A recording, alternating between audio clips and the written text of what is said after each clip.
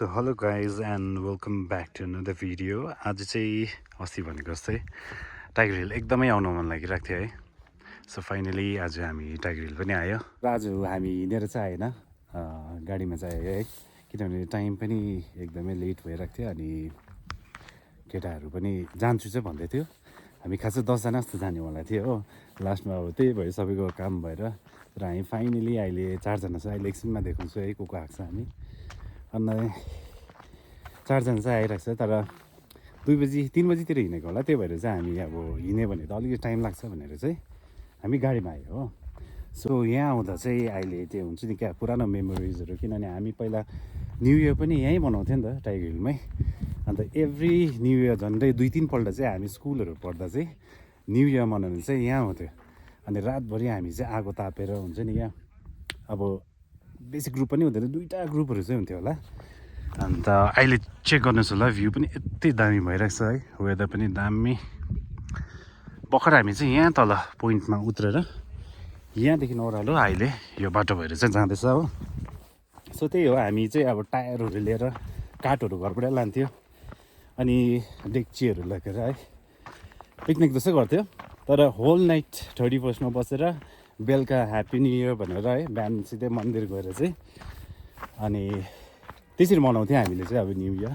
अन्त आज कति वर्ष बाद आउँछ चाहिँ. अन्त यो ग्राउन्डमा पनि हामी क्रिकेटहरू खेल्न आउँथ्यो क्या, र जो चाहिँ अर्कै त्यो टाइमको है, डिफ्रेन्ट एनर्जी. अब यो ग्राउन्डमा क्रिकेट खेलेर अब मजा आउँथ्यो क्या.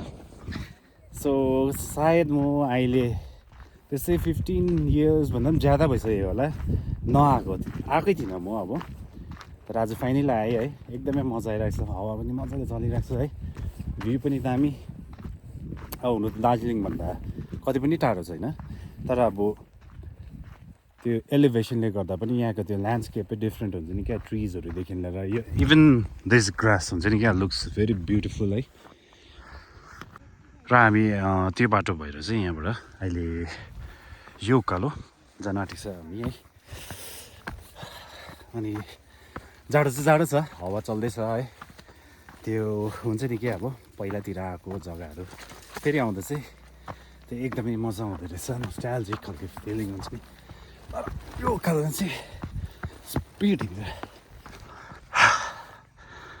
टाइगर हिलको ब्युटी चाहिँ त्यसै पनि अलग्गै छ क्या. अब यहाँबाट भर्खर यति पोइन्टसम्म आउँदा पनि you can check out this view हुन्छ नि, बिचमा बाटो है, एकदमै देख्यो दामी. यहाँदेखि चाहिँ 360 भ्यू ल सबैजनालाई.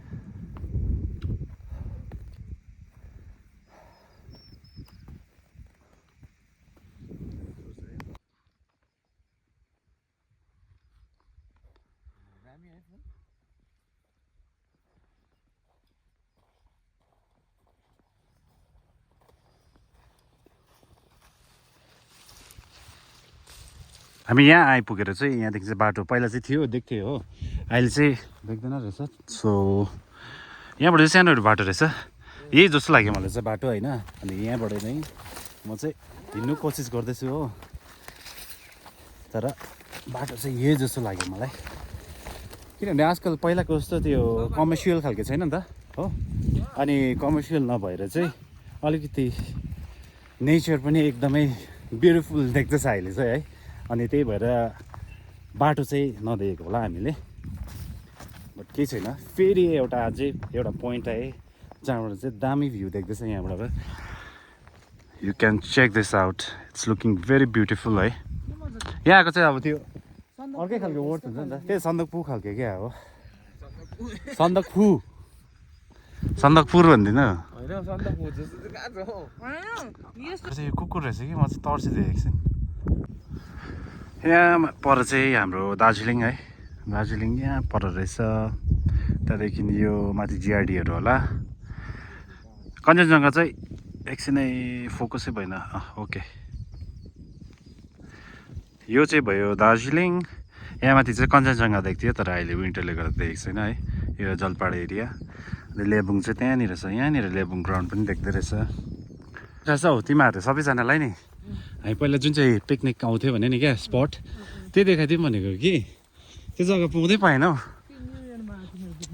न्यु इयरमा हामी पहिला पिकनिक आउँथ्यो भने नि क्या, त्यो जग्गा पाउँदै पाएन यही एरियातिरै थियो कि तर अब कहाँ थियो त्यो हुन्छ नि हामी यत्रो आइसकेर पनि फुटबल म्याचहरू गऱ्यो भने कस्तो राम्रो दामी हुन्छ नि हाम्रो हाइएस्ट एलिभेसनमा है इन्डिया भन्दा पनि हुन्छ होला है फुटबल उयो भनेर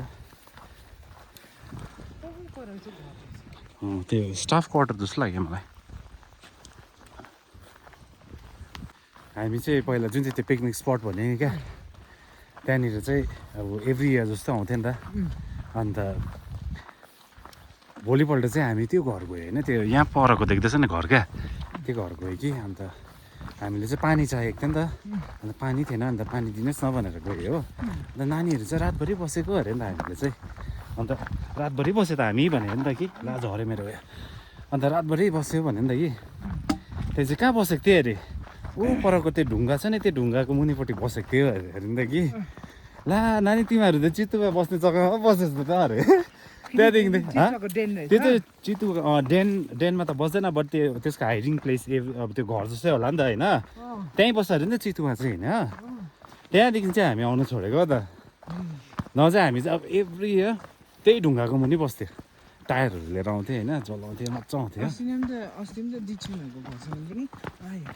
त्यही हो र अरू हामी चाहिँ यो ओह्रालो छ नि क्या अहिले यो ओह्रालो हिँड्दैछ नि पहिला स्नोफल हुँदा चाहिँ हामी उतापट्टिको त्यो अहिलेको बाटो आउँ भने नि जङ्गलको बाटो क्या त्यो जङ्गलको बाटो आयो होइन अब यहाँ अनटच्ड हुन्छ नि नहिँडेको स्नो हुन्छ नि त्यो चाहिँ फर्स्ट हामी हिँडेको नि त्यति बेला हामीले चाहिँ नि डल्ला बनाएर यत्रो गोलो बनाएको थियो अब होइन गोलो बनाएर चाहिँ यस्तै ओह्रालोमा एउटा चाहिँ नि यसरी बगाउँदा बगाउँदा बगाउँदा फेरि स्नो चाहिँ कस्तो हुँदो रहेछ भन्नु त त्यही त स्नो चाहिँ नि तिमीले यत्रो गोलो बनाउँछ नि त्यसै तिमीले जति रोल गर्छौ नि स्नो टालेको टालेको हुँदो रहेछ यत्रो ठुलो बनाइदिएको थियो हामीले त्यहाँदेखि पछि पछि चाहिँ पुरा आयो मान्छे एकछिन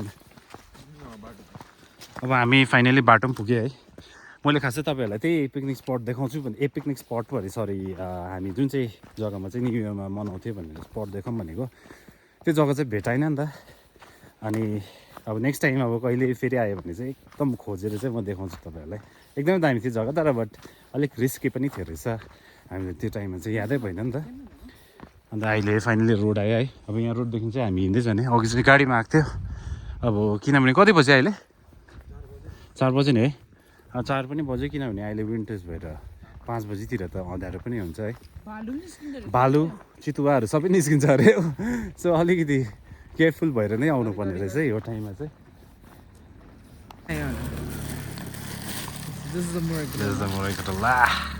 एनर्जी अनि छुर्पी त है अल टाइम हो सिसा चाहिँ हामीले लगेर जानुपर्छ है स्वच्छ भारत ओके एकछिनै अब हामी चाहिँ मोरेको डल्ला खान आँटेको यहाँबाट चाहिँ म एउटा लगेँ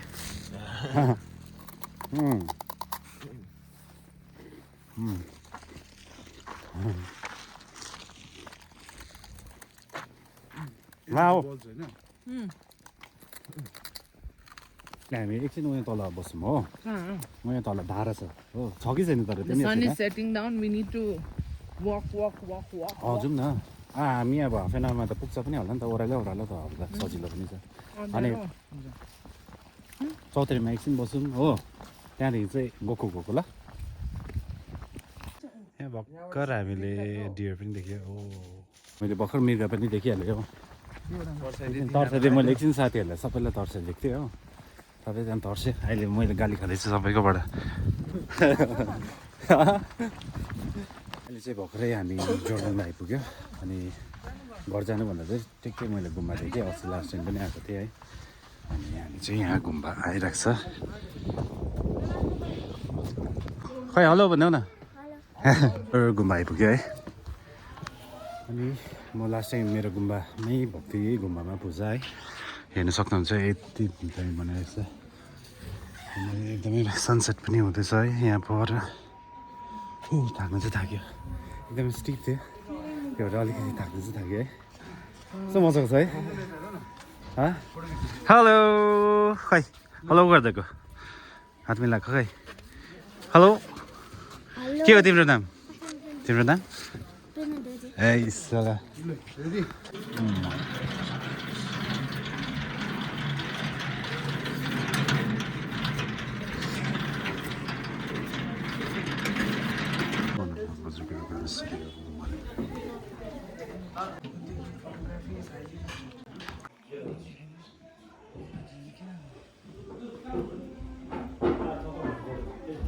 भर्खर हामी यहीँभित्र गुम्बाभित्र पनि पस्यो है एकदमै पिस आजको दिन चाहिँ एकदमै राम्रो भयो टाइगर हिल गएर त्यो पहिलाको मेमोरिजहरू प्लस द ल्यान्डस्केपहरू भेरी ब्युटिफुल है अनि गुम्बा आएर यहाँ रेस्ट गर्दा चाहिँ एकदमै मजा आयो आजको दिन चाहिँ एकदमै राम्रो बित्दैछ हाम्रो चाहिँ सो अब चाहिँ हामी तल जोरबङ्गला निस्केर चाहिँ गाडी चढेर हामी ब्याक बुमराङ जाने अन्त बुमराङमा फेरि काम हुँदैछ हाम्रो क्याफेमा है त्यो पनि अलिकति अपडेट गराइदिन्छु सबै तपाईँहरूलाई है यहाँनिर चाहिँ सिटी स्क्यानको रहेछ है छेउमै सिक्कर गुटको आम